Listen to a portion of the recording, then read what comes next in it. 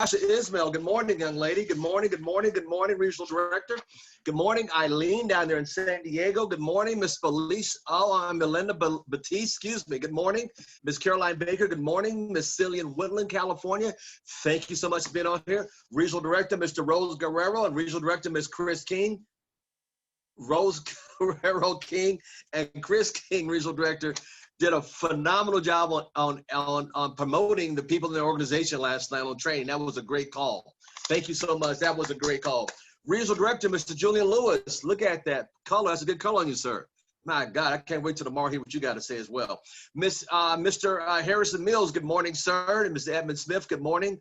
Miss Delilah, part of the bakery organization up in Colorado. Good morning. Miss Joyce Brewer, good morning.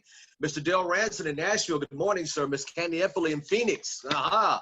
Kimberly Garcia, thank you so much. Lisa, Mr. Payon, look at you, sir, over there in Japan. Good morning in Japan. Marvin Carter, thank you so much, Regional Director Marvin Carter. Marcia Carter, his sister, good morning. Miss Castro down in Phoenix, Arizona, thank you so much. AC shirt, I love it, yeah. Miss Pat Robinson over in Oakland, California. Mr. Sam Foster down there in Dallas, Texas. Sensational, you look sensational. Look at her smile. Mr. Pastor Thomas down there in Dallas, Texas. Melissa Vaughn, good morning so much. Miss Tracy Gilmore, part of the bakery organization. Mr. Winston Herbert, good morning, good morning, good morning. And my dear friend, Mr. Brian Baker, out in Las Vegas, Nevada, here in the Vegas area. Well, good morning, folks. We got a great call lined up for you today. For those that don't know, this is going to be a powerful week. We got Miss Ismail every Monday. On Tuesday this month, we got Mr. Julian Lewis every Tuesday. On Wednesday, we have Miss Orange Solomon, Angela Solomon. Ooh, entrepreneur women. Get all the women. Entrepreneur, a mother, an author, a developer, an attorney, and also a regional vice president, platinum, by her own. Her husband's senior vice president, but she's a regional vice president, platinum on her own. Ladies, that is the call. You get all the, yeah. And then on Thursday, my dear friend, Mr. Jordan Allen will be joining us from some part of the globe. And on Friday, can't tell you. And then on this Saturday, we got North American event, the North American Home Office event this coming Saturday from 9 in the morning Pacific Coast time to 1. And at 6 o'clock, I will be back on here with a leadership.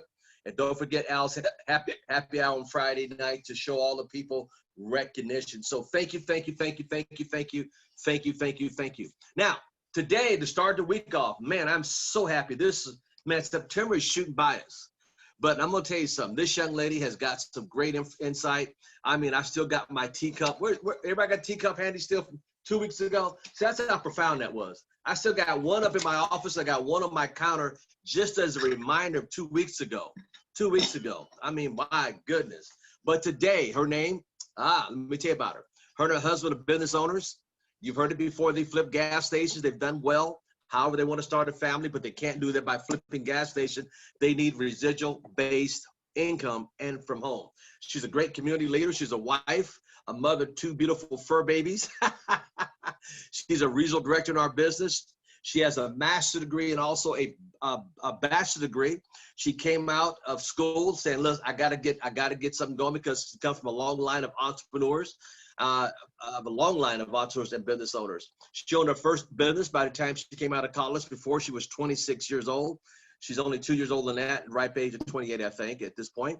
She's a future SVP and circle champion in our business.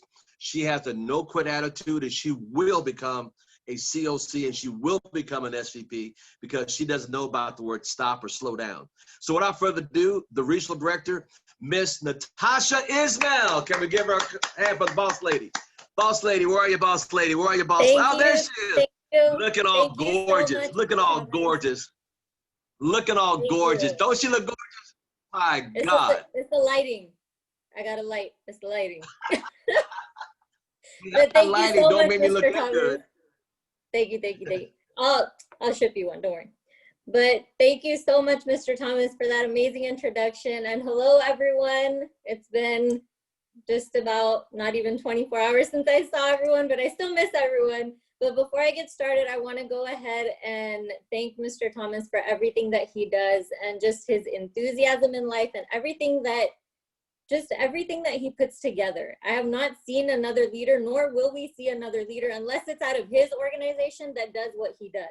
And the selflessness that he has, I have not seen. So I want to thank you so much, Mr. Thomas, from the bottom of my heart for everything that you do. And he mentioned a no quit attitude, which is kind of funny. I don't know if you read my mind today, but I'm going to be talking about what's your IQ level? What's your IQ level? Is it low? Is it high? And I'll give you the definition soon. But for those of you that don't know me, I did hear a little bit from Mr. Thomas. And I'll never forget when I met him at a Starbucks in Las Vegas and we were sitting there, he asked me a question. He said, what are your goals from ACN? And I said, to make a lot of money. And he said, okay, but what are you going to do with that money? And I said, well, I want to take care of my family. I want to travel and I want to really experience what life is about. And he said, okay. So if I said right now, let's go to California. We're here in Vegas. Let's go back to California. But you have a choice. You can pick a car or you can pick a jet. Which one would you pick? And I looked at him and thought it was a trick question, but it wasn't. So I said, of course, I'm going to pick the jet. And he said, why? I said, because it'll get me there faster. He said, exactly. So the fact that you have dreams and goals, you're just in a different vehicle right now. You don't have to change your dreams and goals. You just have to change the vehicle that you're in. So people pick the jet, AKA ACN, because it gets you there faster. You're still going to get to your destination, but can we agree a jet is faster than a car? And that, from that moment, I knew I was at the right place at the right time, and I knew I wasn't going anywhere. So thank you again, Mr. Thomas. Now, does everybody remember when we were younger? And do you remember seeing a snail on the sidewalk? And as kids, we're very, very curious. So we go up to the snail and we try to poke its eye. And what did it do? It immediately brought its eyes in. What about a turtle? If you've ever seen a turtle and you try to touch its face, it just comes back in. And what about a roly-poly? As soon as you would try to pick it up or do anything to it, it would just roll into a ball and you could not, you just left it there because you wanted to play with it and it wasn't letting you. So naturally, humans are the same way. So what we do is we retreat at the first sign of danger or pain. Now, when Mr. Julian Lewis speaks, you know that when he talks about David Goggins, everything is about mentality. And your brain naturally tries to protect you from everything. So that's that little voice in your head. Every time you try to do something that you want to do, you hear that little voice in your head that says, oh, you can't do that. Oh, I wouldn't do that if I were you. That little voice is that protection mechanism that we have. So that's why I asked everyone, what is your IQ level? Meaning, what is your I quit level? At what point do you reach the threshold of your IQ level to where you say, I quit? Or do you even have that mechanism? Because the good thing is that you can train it. So let me tell you a story. So a long, long time ago, there was a man that heard about something that was going on in the West. Something about this stuff coming out of the ground that was really, really shiny. And it turned out it was the gold rush. And we know Mr. Lewis did a phenomenal training on that, speaking about prospecting and the gold rush. So I picked out one story out of there that's also in the book, Think and Grow Rich. Now, this gentleman, when he heard about what was happening, he caught the vision automatically. He said, you know what? That's where I need to be. So what he did without telling anyone, he took a pick and shovel as his tools and he took off. He went off to Colorado.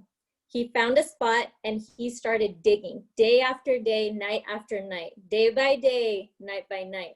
He started digging. Now, can you imagine that there's just dirt everywhere? That's all you're surrounded by. You're not by your family. You're having to put in overtime, extra hours because you're the only person that's there working. You don't have any leverage, nothing else. So day and night he was digging. And after weeks of digging, he found an ore. He found gold. He found what he was looking for. So what he did was he realized that he needed help. He realized that he wasn't going to be able to do all of that on his own. He needed machinery. He needed backup. He needed more people. So he went back to Maryland to go recruit his friends and family. So a couple of them thought he was crazy, but the other ones caught the vision and they said, you know what? we trust you. We're going to invest with you. So they gave him the money to buy equipment. They had the equipment shipped and all of that. But his nephew really, really believed in him. And his nephew caught the vision. And his nephew's name was Darby. So what he did was he went with them. He went back with them and they started digging again. They started digging and they dug and they dug and they dug and they dug and they found gold. They found so much gold. They were able to pay off their debts and they said, you know what? Anything we get after this, we get to keep. Whatever we get after this is ours. All of our debts are paid. Imagine at that time being debt free. You paid everybody, you paid everything off. That freedom that you feel from that. And they say, you know what, from this point forward, whatever we get is ours, we get to keep it. And they didn't find anything. And they kept digging and they kept digging and they didn't find anything. And so they started losing hope and they reached their IQ level and they said, you know what, we quit. We quit. There's nothing else here. You know what, we're just gonna sell it to someone and we're just gonna forget about it. That's a failed mission. So what happened was there was somebody that was a red apple and they called him a junk man, okay? Now I want you to catch in the story, they're calling this person a junk man, like the phone man, like the internet man, like the home security man, okay? Things that we've heard. So they sold it to this junk man for a couple of $100s. Now they spent a lot of money on the equipment, but they sold it to him for a couple $100, said, you know what, there's nothing here. You can have all of it. You can have all of it, 100, 200, whatever it was, you can have it. So the junk man said, okay, you know, paid for it, took everything. And the junk man was smart. And that's something that they didn't know. So what the junk man did was brought in an expert, AKA a mentor that had experience in that field. So the junk man brought in, yep, Mr. Dave got it. So the junk man called in the expert. He was a mining engineer. And he explained to them, look, sir, the only reason why the previous owners failed was because they didn't understand how the veins work. So sometimes the veins disappear and you don't find gold. But if you keep digging, you still might not find gold. But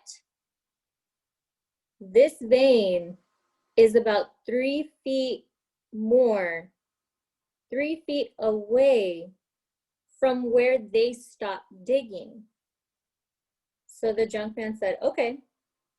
So they started digging and sure enough, 3 feet away, they struck that vein. They took millions and millions of dollars from that mine. It was one of the richest mines in Colorado. And then Darby heard about it, the nephew. He got wind about it and he was very, very upset. And you can imagine how you would feel if you knew you literally let go of a gold mine. So he started selling insurance and he said, you know what, from this day forward, I'm never, ever, ever going to quit again. I don't care if somebody says no. I don't care if they say, no, I don't want to buy this. No, I don't want this. I am never, never, never quitting. So I'm going to ask again, what is your IQ level? Is it low or is it high? See, when you face defeat, the most logical thing is to quit. Just think about how much easier is that just to quit? It'd be so much easier if Rocky gave up and he said, you know what, I'm not going to fight anymore. He still came back. In the ring, when he was getting beat up, he would still get up. And he easily could have quit. He easily could have quit and he could have just stayed there. He could have just stayed down. The easy thing is always to give up. The challenging thing and also the rewarding thing is to keep going. So what's your IQ level? So recently I heard an interview with the senior vice president. And he was asked a question. It's one of my favorite questions, and you always hear different types of answers. So he was asked, sir, if you could go back to when you first signed up, to when you were brand new, if you could go back And if you could tell yourself anything, what would it be? And we always hear answers like, oh, I would tell myself to go faster. I would tell myself not to listen to the no's. I would tell myself to be very coachable, all these different answers. But what he said, I've never heard before. He said, I wouldn't say anything. And the person that was interviewing kind of looked at him weird, and he said, I'm sorry? And he said, I wouldn't say anything, because guess what? I'm on time and so are you. I'm on time and so are you. Everybody has a journey that they have to go through. And if you don't go through that journey on your timing, you're not going to become the person that you need to become. Just like an egg that a bird is about to hatch out of, if it's struggling, if you see an egg about to hatch and it's struggling and it can't get out, guess what? Do not help it. If you help it, it's never going to be able to fly. It's never going to be able to fly without struggling for itself and coming out on its own. Greg Provenzano always says, you can't go over it, you can't go under it, you can't go around it, you have to go through it. You have to go through the mud. And think about it. For those of you that were on the first week, I talked about you're a masterpiece. You're a masterpiece. We talked about the teacup. We talked about that, but you're a masterpiece. Nobody has your journey. Nobody's gone through what you've gone through. Nobody's been there through the pain and the hurt and the suffering that you've gone through. Nobody's been there when you were in your room by yourself, crying your eyes out because one of your best friends said no to the business. Nobody's been there during the hardest, darkest times of your life. But nobody's experienced your experiences either. Nobody's experienced all of your little victories. Nobody's experienced that time where you got your first yes and how that made you feel. Yes, people were probably with you, but nobody's gone through that experience but you. Exactly the way that you've gone through it. And that's what makes you, you, is nobody else has gone through your journey. Nobody else had your journey and nobody else will have your journey. And think about it right this second. If you did not, so a lot of times people say, you know, what do you regret in life?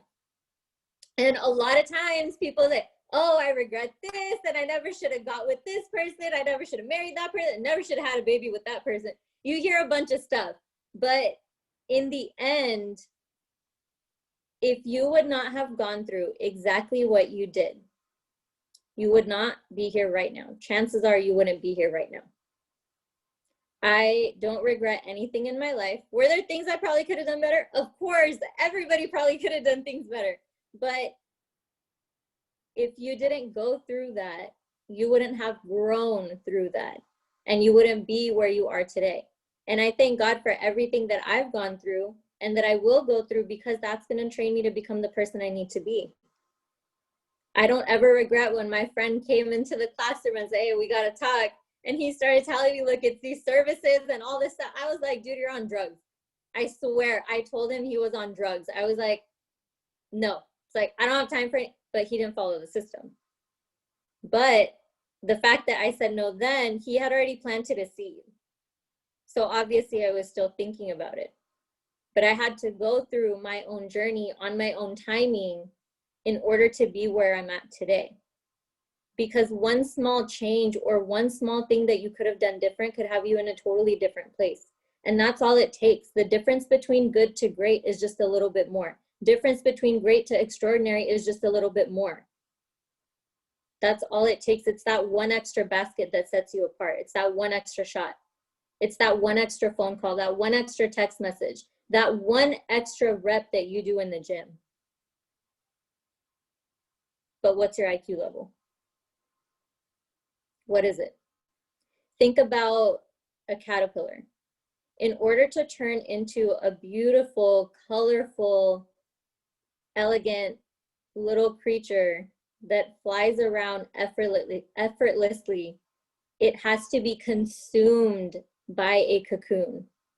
It has to be closed off from the whole world and be with itself for a period of time in order to transform into what it's meant to be. Think about the teacup. We talked about the teacup. Think about it. This teacup, to make this teacup, it started out as a lump of clay. Can you imagine this thing as a little pile of red clay? Just think about it. But in order for that to be made, it had to keep being patted. It had to keep being rolled out. It had to constantly be put into the fire, constantly be put into the fire. As soon as it thought it was done, the person pulled it out, and guess what? The potter pulled it out. Nope. We're going to paint you, and you're going to go again.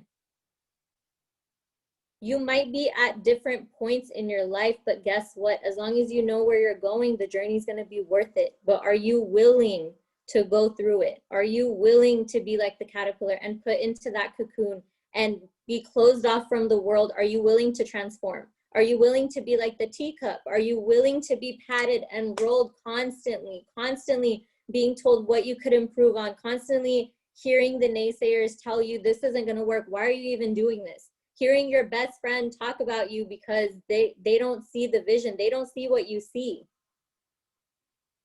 There's not that many people at the top. A lot of people say the top is crowded, but it's not. The bottom is way too crowded. Because guess what? Only a few are willing to do what it takes to even get to the top. And then once you get to the top of one mountain, guess what? Your perspective changes. And then Mr. Thomas, you've heard him. Then you see another one. And then guess what? So one of my mentors told me that there's peaks and valleys. So everybody follow me, there's peaks and valleys, okay? So when you're coming up one mountain and when you're at the bottom of that mountain, it looks so high. And you just think to yourself, how am I ever gonna get there? But then you see people that are halfway there, that are 3/4 of the way there, right? Regional director, regional vice president. And then you see a couple of people that are up there at senior vice president, and you just want to be there so bad. You just want to be there so bad, and you start to compare yourself even when you're not trying to. And what that does is that kills your confidence. That comparison kills your confidence. So after you're climbing, you get your first customer, you get CQ, you get to ETL, guess what? You made it to the top of that one mountain and you start celebrating. But then guess what? Right after that, you see regional director and it's a little bit higher. But in order to get there, you can't just hop over from mountaintop to mountaintop. It doesn't work that way. You have to go back down into the valley, and only then can you come back up to the next mountaintop. And then after that, your perspective changes again. You're at a whole new level. Your vision, you can see clear. All the personal development that you've been doing, you've been transforming, and you see another peak that you need to get to. Now think about this. We've all boiled potatoes and eggs and things like that. The same water, the same hot water that boils an egg and hardens it also softens the potato. All right, same thing, hot water, but one's an egg, one's a potato. You can decide which one you are. When the egg is put into the hot water, it hardens. But when the potato's put into it, it softens. Which one are you? Oh wait, and there's a third one. There's coffee, and I know we all love coffee. When the coffee is put into the water, it gives off this beautiful, comforting aroma. Just now that I said it, you're already imagining it. Just this cup of coffee that just smells so good, and it's so good that people get addicted to it. Yes, Mr. Lewis, look. So coffee transforms the water. So the coffee gives off the aroma and gets people addicted to it. So you have three choices there, the egg, the potato, or the coffee. You get to decide which one you're gonna be. When you go through hard times, is that gonna make you stronger? Or when you go through hard times, is that gonna make you weaker and softer like the potato? Or when you're put into hot water, are you just gonna start shining even brighter? Because you have that faith that it's gonna happen. You have that faith that no matter what, I'm taken care of. All you have to do is ask. But the problem is a lot of people don't ask the universe for what they want. And that's because a lot of people don't know exactly what they want. So that's why when people hit the first roadblock, new IBOs, older IBOs, it doesn't matter. Example, a new IBO that gets started, their IQ level might be very, very low, because guess what? They don't understand everything yet. So at the first sign of danger, like the snail, like the roly-poly, they're going to retreat. You find out what their I quit level is. They join the witness protection program, and after that, you don't know where they're at. But that just tells you what kind of person they were. So I want to ask you, what kind of person are you? Because we know that in ACN, we're sitting on a gold mine. And we've heard Mr. Thomas, we've heard countless senior vice presidents, regional vice presidents, everybody say that. But do you really understand what you have here? And are you willing to be like Darby and work, dig, and then find gold, and then you start digging again and the vein goes dry? Are you just going to leave? Or are you going to stay in there?